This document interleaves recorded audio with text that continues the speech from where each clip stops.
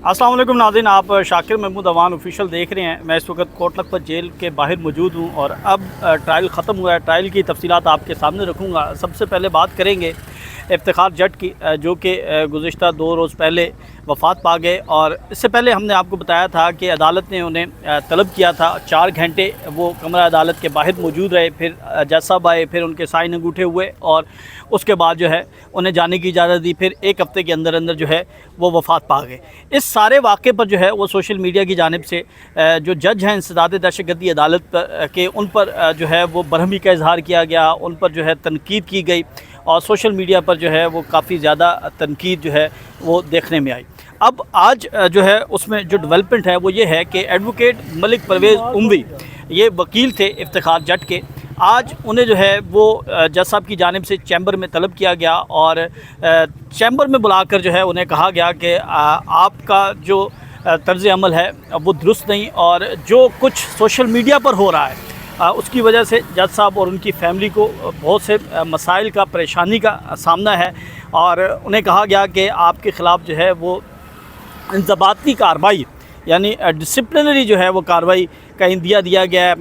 ये कहा गया है कि आपका जो कंडक्ट है वो ठीक नहीं है। ये कहा गया है कि आपके ख़िलाफ़ जो है वो पंजाब बार को रेफरेंस भेजा जाएगा। यानी आज जज साहब ने बुलाकर वकील परवेज़ उमवी पर बरहमी का इजहार किया, सरजनिश की और उनके ख़िलाफ़ जो है वो कार्रवाई का इंदिया दिया।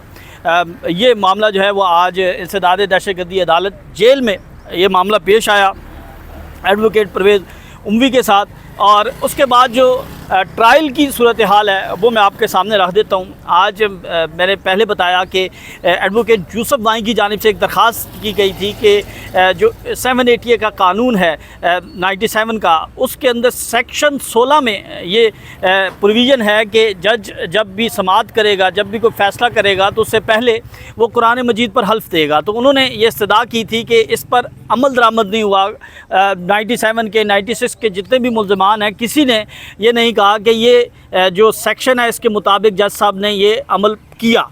तो अदालत की जानिब से उन पर जो है वो बरहमी का इजहार किया गया। अदालत ने उन पर 3 लाख का जुर्माना कर दिया। अब इसी अदालत के अंदर जो है वो एक और ख़बर जो है वो अब सामने आई है। जब हम बाहर आए हैं तो ये बताया गया है कि एक गवाह जो है वो आज उसका बयान रिकॉर्ड किया जा रहा था। मुनीर इंस्पेक्टर उसका नाम बताया गया है। 97 में इसका बयान रिकॉर्ड किया जा रहा था। मुबैना तौर पर जो बेज़ाब्तगी रिपोर्ट की गई है पाकिस्तान तहरीक-ए-इंसाफ के वकला की जानिब से कि इस गवाह का बयान जो है वो देख कर करवाया जा रहा था। यानी तकरीबन 4 सफ़ात पर मुश्तमिल बयान जो है वो देख कर करवाया गया, जिस पर एडवोकेट यूसुफ वाई गए। उन्होंने इस पर एतराज़ उठाया। उन्होंने कहा कि ये हो नहीं सकता कि गवाह जो है वो अदालत के अंदर जो है वो देख कर बयान दे। और उस पर भी अब ये कहा जा रहा है कि ये इंतज़ार किया जा रहा था प्रोसिक्यूशन की जानिब से, पुलिस की जानिब से, कि पाकिस्तान तहरीक-ए-इंसाफ के वकला अदालत से जाएँ तो इनका बयान रिकॉर्ड करवाया जाए। और हुआ भी ऐसा कि यूसुफ वाई जो हैं वो कुछ काम के लिए बाहर निकले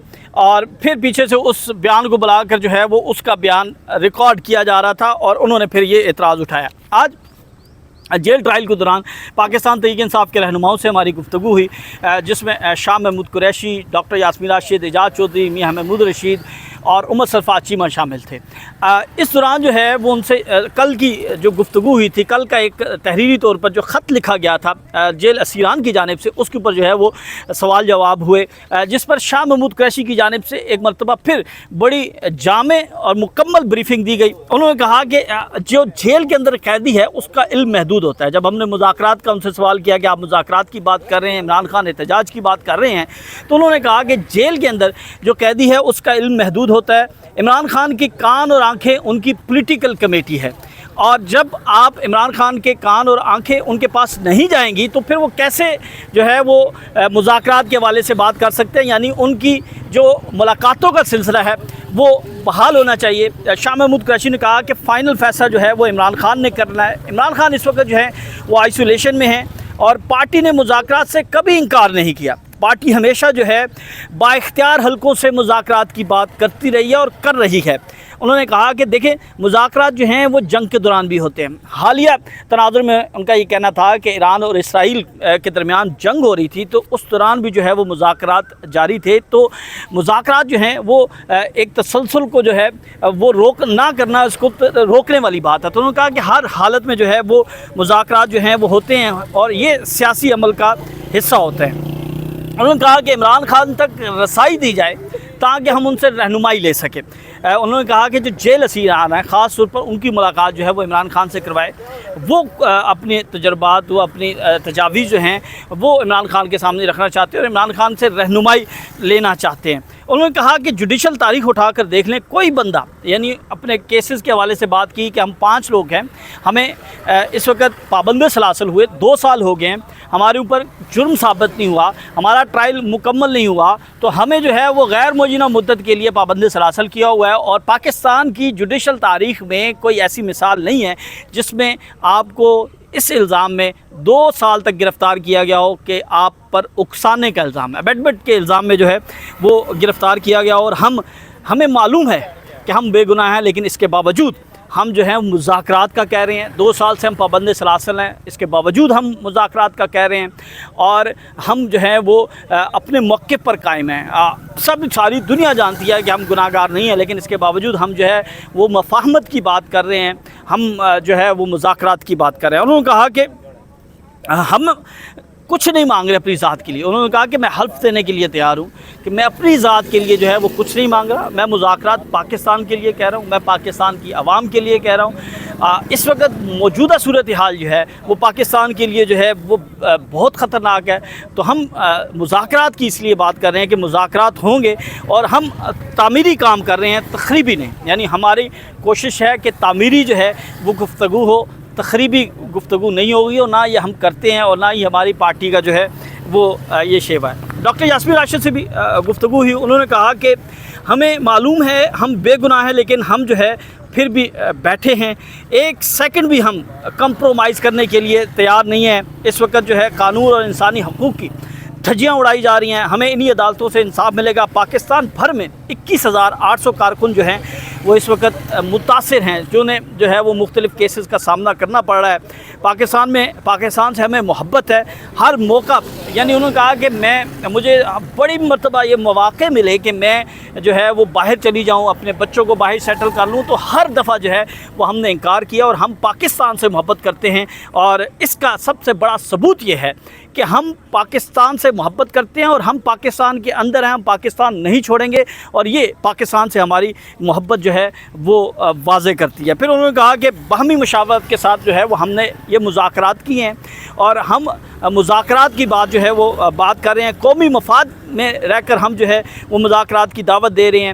سرفراز چیمہ سے بات ہوئی. انہوں نے کہا کہ دیکھیں جو میثاق مدینہ ہے وہ سب سے بڑی مثال ہے. یعنی میثاق مدینہ, ہمارا اسلام بھی بات کرتا ہے کہ مذاکرات جو ہیں وہ ہونے چاہیے, اور عمران خان اور ہمارے موقف میں رتی برابر جو ہے وہ فرق آپ نہیں دیکھیں گے, اور نہ ہی یہ فرق آئے گا. تو آج جیل ٹرائل تھا. جیل ٹرائل میں ایک بڑی اہم درخواست جو ہے وہ 5 رہنماؤں کی جانب سے عدالت میں جمع کروائی گئی.